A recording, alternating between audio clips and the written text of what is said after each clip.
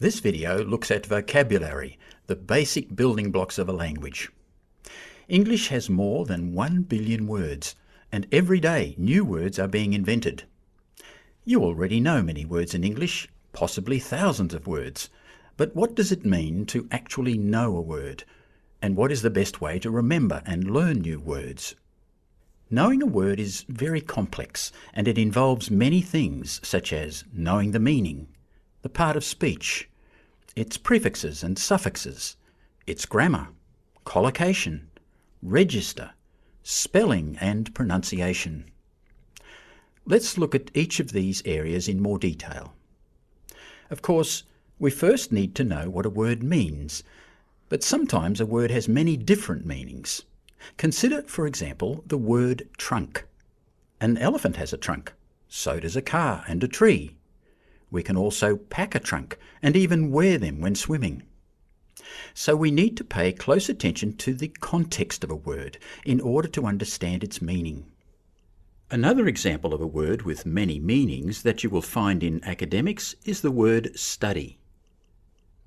As a noun, this can mean the work of a student, or a home office, or it can refer to a published piece of research. It can also be a verb.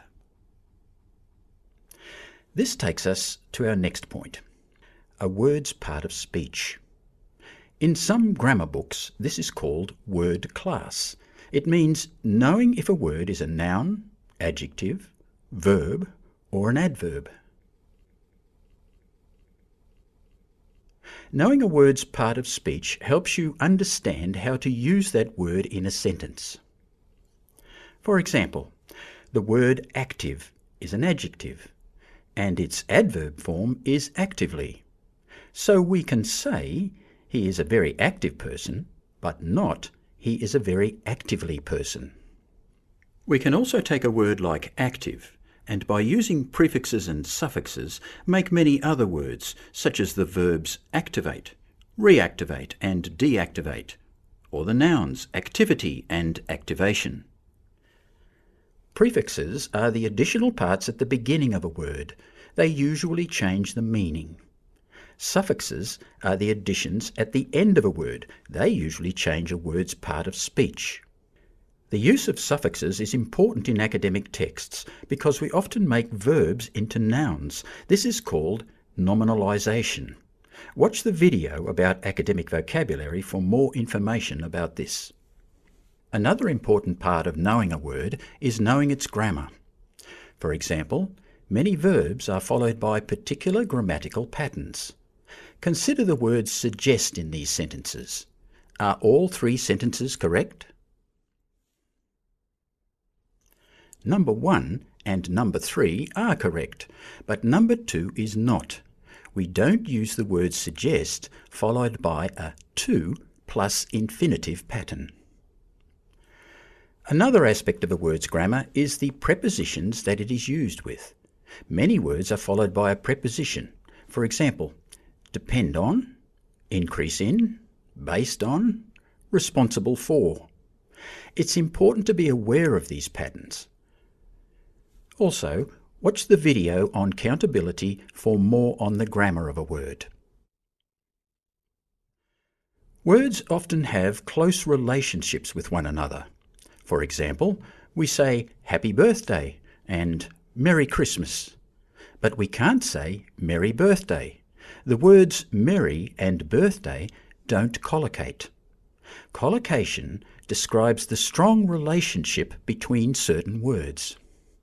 Other examples are make a decision but not do a decision, and strong coffee but not powerful coffee. There are many collocations in English, and it is important that you compare English collocations to collocations in your own language. The register of a word is particularly important in academic writing. Register refers to a word's level of formality. Is it appropriate for formal, neutral, or informal situations? For example, the word kids would not be appropriate in academic writing, as it is an informal word, and it would generally be better to use the word children or students. Similarly, progeny is a more formal word and is not appropriate for most situations. Of course, spelling is very important. Incorrect spelling gives a bad impression, especially in academic and professional contexts. See the video on punctuation and spelling for more on this topic. Finally, we need to know how to pronounce the word.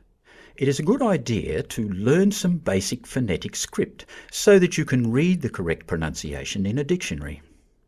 Phonetic script is shown between slanted lines like this. The phonetic transcript also shows us which syllables are stressed, often shown like this. Note that a word's part of speech sometimes affects its syllable stress, such as import for a verb and import for a noun. So, what is the best way to learn new words? We tend to forget about 80% of what we have learnt within 24 hours. So one key strategy is to keep reviewing the word over a period of time and keep testing yourself. There are a number of very good online flashcard systems that can help you do this, or you can create your own. To be able to revise and test yourself, you also need to keep very good vocabulary notes. A good way to do this is to have a book that you use only for noting vocabulary. It is important to make sure that when you write down new words, you add all of the information that we have talked about in this video. The word's meaning, part of speech, any prefixes or suffixes, grammar, collocation, register, spelling and pronunciation. If you do this, you'll find that your vocabulary will grow and you will be using the words with a lot more success. Try some of the practice activities below and also look at the related videos about academic vocabulary, countability and punctuation and spelling.